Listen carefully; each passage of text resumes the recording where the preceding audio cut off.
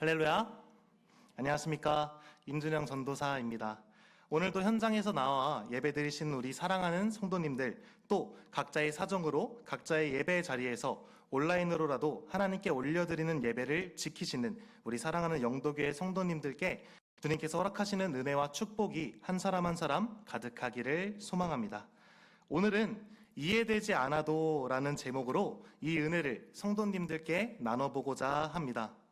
오늘 본문은 우리 성도님들께서도 잘 아시는 본문입니다. 하나님께서 아브라함이 본인을 얼마나 사랑하는지 시험하시는 100세에 가진 하나뿐인 친아들인 이삭을 하나님 본인의 제물로 바쳐라. 그리고 아브라함이 순종하여 나아가는 그런 이야기라는 것을 너무 잘 알고 계실 것 같습니다.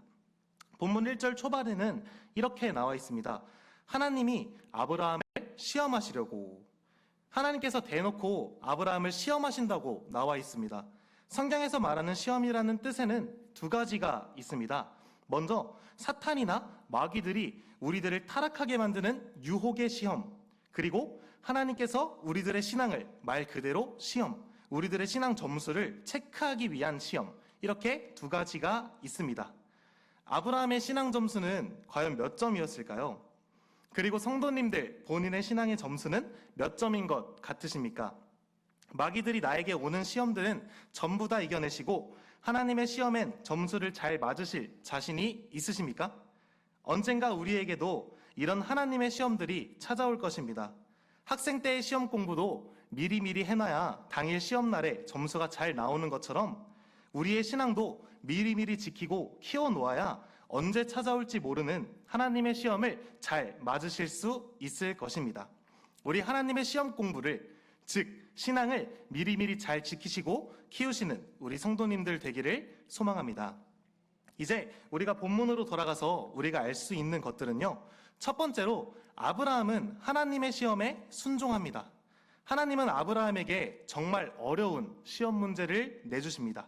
본문 2절 말씀입니다. 같이 한번 읽어보겠습니다. 준비 시작. 여호와께서 이르시되 내 아들 내 사랑하는 독자 이삭을 데리고 모리아 땅으로 가서 내가 내게 일러준 한 산 거기서 그를 번제로 드리라. 정말 말도 안 되는 시험 문제입니다. 본인의 아들을 번제의 제물로 바치라니요. 하나님도 정말 너무하신 것 같습니다. 이 말을 들은 아브라함의 기분은 어땠을까요? 아니, 하나님이 주셨으면서 그렇게 안 주시다가 100세 늙은 나이에 겨우 주셨으면서 다시 가져가신다고요? 하나님? 이런 생각을 했을까요? 그런데 본문 말씀엔 정말 묵묵하게 순종한 것처럼 나옵니다. 하나님에게 반항도 한 번 안 하고 하나님한테 한 번이라도 따져볼 기회라도 있었을 텐데, 하나님, 이삭 말고 다른 거요. 이삭 말고 다른 동물이요. 차라리 내 전부를 바치라면 바칠 텐데, 차라리 그 재물이 나라면 내가 기꺼이 그 재물이 될 텐데, 라는 그런 반항의 말 하나 없이 아브라함은 순종한 것처럼 본문에 나오지만 아브라함의 속마음은 분명 그러지 않았을 것입니다. 사랑하는 우리 성도님들, 만약에 우리 성도님들의 자녀를 하나님께서 내일 모레 바치라고 하신다면 오늘 본문 말씀의 아브라함처럼 아무 말 없이 묵묵히 순종하여 바치실 수 있으시겠습니까? 제가 장담하기에 저렇게 바로 순종할 수 있는 부모는 이 세상 어디에도 없을 것입니다. 본인의 자녀를 사랑한다면요. 허나 아브라함이 어떤 생각을 가지고 있었을지는 모르겠으나 아브라함은 하나님의 시험에 응하고 순종하게 됩니다. 하나님은 알고 계셨습니다. 아브라함이 얼마나 힘들게 이삭을 얻었는지 본인이 주셨으니까요. 또 아브라함이 그 친아들 그 독자 이삭을 얼마나 사랑하는지 본문에도 나와 있습니다. 2절입니다. 2절 중간엔 너의 아들, 너가 사랑하는 독자 이삭을 데리고 라고 본문에도 나와 있습니다.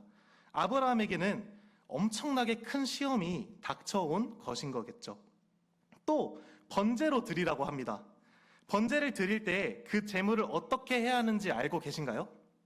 저희 담임 목사님께서 가끔 설교 때도 말씀을 해주시는데, 번제를 하려면 일단 그 제물의 배를 갈라서 모든 장기를 다 빼내고 뼈를 다 바르고 피를 다 빼고 나눌 거를 다 나눕니다. 제사장을 줄 것, 이웃과 나눌 것, 하나님 앞에 올려드릴 것, 모두 직접 해야만 합니다. 누군가를 시킬 수도 없고 제사를 드리는 그 본인이 직접 그 각을 떠서 해야만 합니다. 그냥 드리는 것도 힘들어 죽겠는데 내가 직접 내 아들 배를 칼로 가르라니요. 우리 하나님은 정말 너무하신 것 같습니다. 하지만 본문의 아브라함은 순종합니다. 이것이 정말 엄청난 믿음인 것 같습니다. 이해되지 않았겠죠. 본인의 생각과는 너무도 다른 하나님의 시험 문제였을 것입니다. 하지만 아브라함은 순종합니다. 순종의 믿음이 있었습니다. 제가 생각했을 때 신앙은 믿음이라 쓰고 순종이라 읽는 것 같습니다. 순종하는 것이 신앙입니다. 순종하는 것이 믿음입니다. 그것이 우리의 신앙의 지표입니다. 본문에서 아브라함은 도저히 감당이 되지 않는 시험을 맞닥뜨립니다.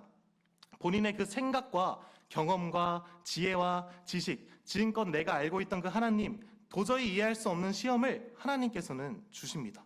하지만 아브라함은 순종합니다. 어떤 생각이었을까요? 에이, 하나님이 설마 죽이시겠어? 정말로? 정말로? 내 믿음을 테스트하는 거 아닐까? 라고 생각하는 눈치 빠른 아브라함이었을까요? 아니면 아니야, 우리 하나님이 죽이실 리 없어. 내가 얼마나 힘들게 얻은, 얼마나 기도 많이 해서 얻은 내 독자 이삭인데 죽이실 리 없어. 내가 아는 하나님은 살리시는 하나님이지, 생명의 하나님이지 죽이시는 하나님이 아니야. 이렇게 생각했을까요? 아니면 정말 순수하게 하나님이 하라니까 하러 가야지 라고 생각했을까요? 아브라함이 어떤 마음을 가졌건 그가 하나님의 말씀에 순종했다는 사실은 변하지가 않습니다. 사랑하는 성도님들, 하나님 앞에 순종하시길 바랍니다. 본문의 아브라함처럼 하나님께 순종하시길 소망합니다. 어떤 문제가 내게 오더라도, 어떤 시험 문제가 나의 삶 가운데 찾아오더라도, 어떤 생각을 가지시던지 하나님이 원하시는 선한 길로 나의 생각과 나의 지식과 경험으로만 선택하는 내 길이 아니라 하나님이 닦아놓으신, 하나님께서 이미 예비하신 그 길을 걸으실 수 있는 우리 사랑하는 성도님들이 다 되시기를 소망합니다. 두 번째로 아브라함의 아들인 이삭도 순종한 것입니다. 본문 7절엔 이렇게 적혀 있습니다. 다 같이 한번 읽어보겠습니다. 준비 시작. 이삭이 그 아버지 아브라함에게 말하여 이르되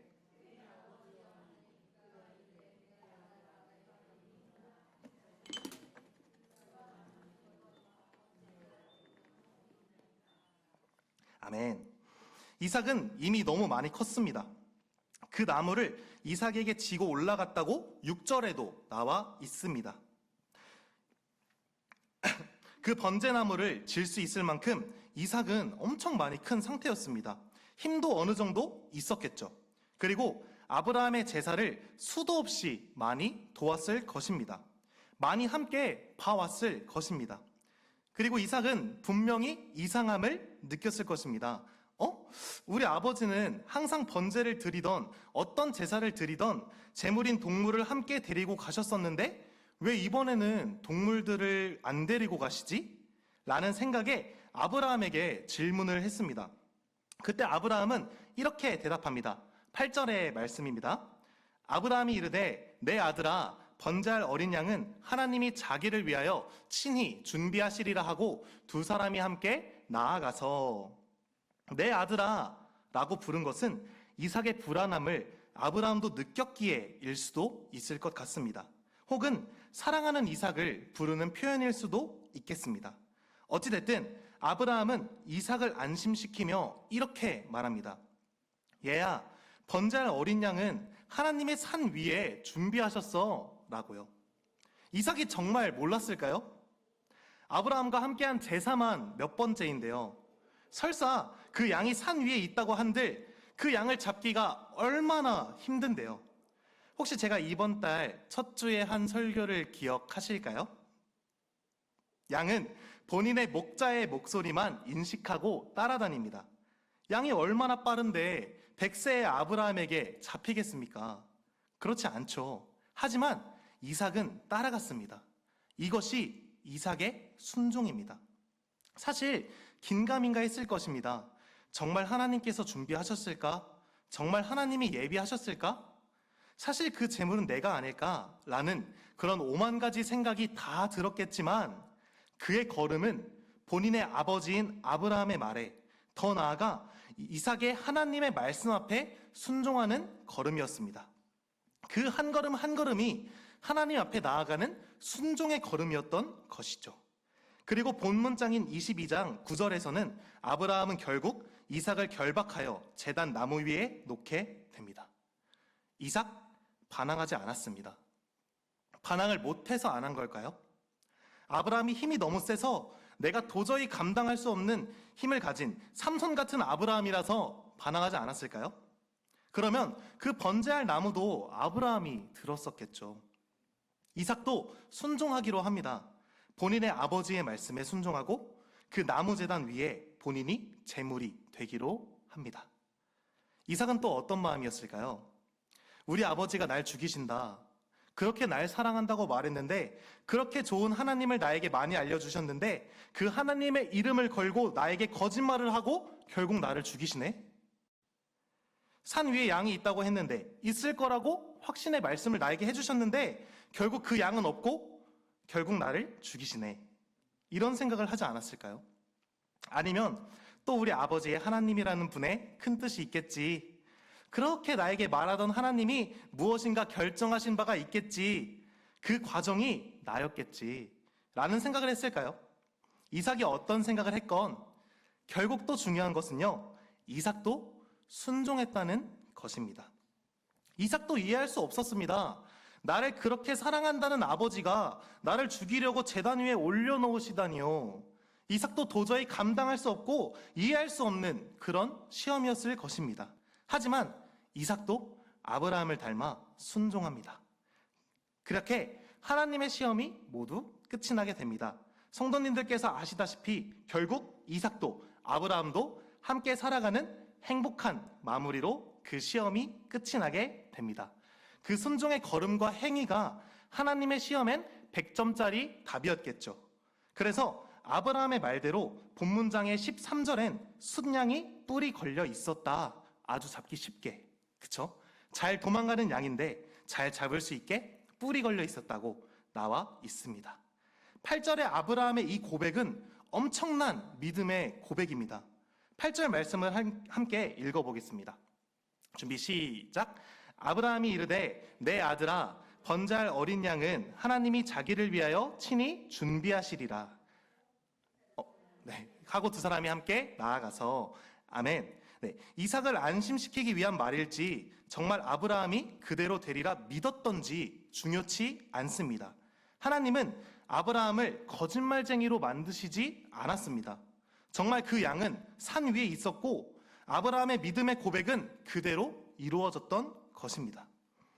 사랑하는 성도님들, 믿음의 고백을 하실 수 있는 성도님들이 되시기를 소망합니다.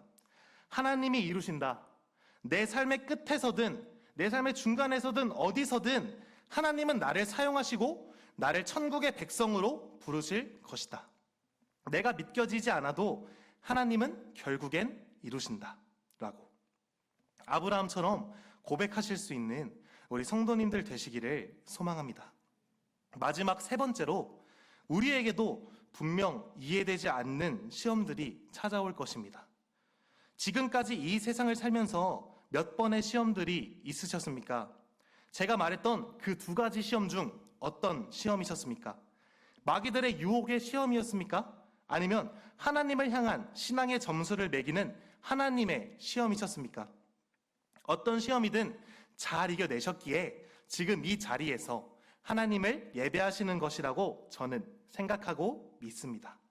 우리 삶에도 이해할 수 없는, 이해되지 않는 그런 시험들이 많이 찾아옵니다. 우린 그럴 때마다 이게 하나님이 주신 시험인지 마귀의 유혹의 시험인지 헷갈릴 때도 있습니다. 또 왜 나한테만? 왜 나에게만 이런 게 찾아오지? 난 믿는 사람인데? 난 잘 믿는데? 왜 내 신앙에 점수를 매기시려고 하시는 거지? 그래서 어떤 사람들은 그 시험 앞에 좌절할 때도, 그 시험을 아예 보지 않으려 하나님을 떠나가는 사람들도 있습니다. 사랑하는 성도님들, 제가 그 시험의 정답을 알려드리겠습니다. 정답은 순종입니다. 내가 이해되지 않아도, 내가 정말 못할 것 같아도 순종하는 것입니다. 본문의 아브라함과 이삭처럼 더 말도 안 되는 시험이 찾아와도 순종하는 것입니다. 아브라함은 본인의 하나뿐인 아들을 하나님께 바치라는 시험이 있었습니다. 이삭에게는 본인의 아버지에게 죽임을 당할 뻔한 시험이 있었습니다. 그리고 구약의 욥기에 나오는 욥에게는 자식이 다 죽고 모든 부와 명예가 다 빼앗기는 시험이, 게다가 몸에 병까지 나는 시험이 있었습니다. 근데 이 세 명의 공통점이 있습니다. 이 세 명의 공통점은 하나님을 절대 원망하지 않고 하나님 앞에 순종했다는 것입니다. 하나님의 계획을 믿고 따랐다는 것입니다. 그 삶을, 내 삶과 그 시험들을 이해할 수 없었습니다. 이해할 수 없었겠죠. 지금의 우리처럼요. 원망하고 싶었겠죠. 하나님을요. 지금 내 삶이 너무 힘들고, 지금 내 삶이 너무너무 힘들어서 아무것도 하고 싶지 않지만, 내가 정말 사랑하고 나를 정말 사랑하는 하나님의 큰 계획이 있겠죠. 8절의 아브라함의 고백처럼 산 위에 나를 위해 준비한 양이 있겠죠. 우리의 삶의 끝에도, 우리의 삶에도 나를 위해 준비한 그 양이 언젠가는 나타나겠죠. 순종하다 보면요. 사랑하는 성도님들, 순종하십시오. 하나님 앞에 순종하십시오. 순종이 가장 빠른 길입니다. 순종이 가장 나은 길입니다. 그리고 순종을 대신하여서 무엇인가 드리려고 하지 마십시오. 성경에도 명확하게 나와 있습니다. 순종이 제사보다 낫습니다. 순종하십시오. 이해되지 않아도 순종하십시오. 이것이 우리의 믿음입니다. 하나님 앞에 순종할 수 있는 저와 성도님들이 다 되시기를 소망합니다. 결론을 맺겠습니다. 아브라함은 하나님에게 시험 문제 하나를 받게 됩니다. 그 시험은 바로 본인의 아들을 하나님의 제물로 바치라는 것이었습니다. 하지만 아브라함은 순종했습니다. 그 믿음이라는 순종으로 의를 얻었다고 로마서 4장 3절에도 기록되어 있습니다. 함께 읽어볼까요? 시작. 성경이 무엇을 말하느냐? 아브라함이 하나님을 믿음에 그것이 그에게 의로 여겨진 바 되었느니라. 아멘. 그렇습니다. 순종이 정답입니다. 어떤 시험이 와도, 어떤 시험이 내게 찾아와도 순종이 정답입니다. 사실 이해되지 않습니다. 하고 싶지 않습니다. 그 시험 치르지 않을 수만 있다면 치르고 싶지도 않습니다. 이해되지 않으니까요.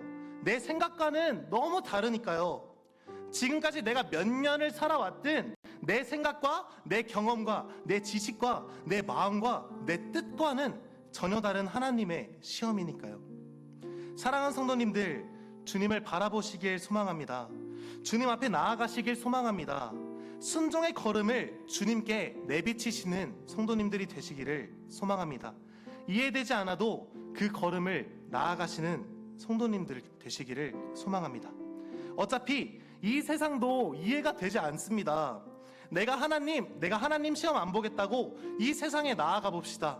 제가 뉴스를 보면요, 어떤 생각만 드냐면요, 쟤는 왜 저래? 아니 사람을 죽였어? 아니 사람을 강간했어? 폭행했어? 술 먹었다는 핑계로, 자기가 화났다는 핑계로 자기랑 똑같은 사람을 해치고 죽였어? 자기 기분이 안 좋다고 아무 잘못 없는 내 주변 사람 죽이고 본인도 죽였대? 부모를 죽였어? 자식을 죽였어? 친구를 죽였어? 자기 화난다고 계속 죽였어? 이 이야기들은 이해가 되십니까?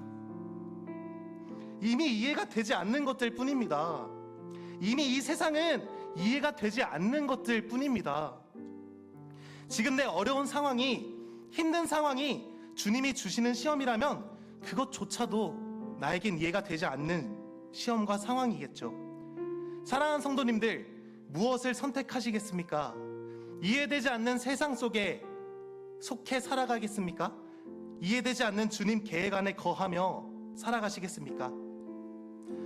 어떤 선택을 하던 우리 성도님들의 몫이나 오늘 이 말씀을 들으셨다면 아마 저와 같은 선택을 하시지 않으실까 생각이 듭니다.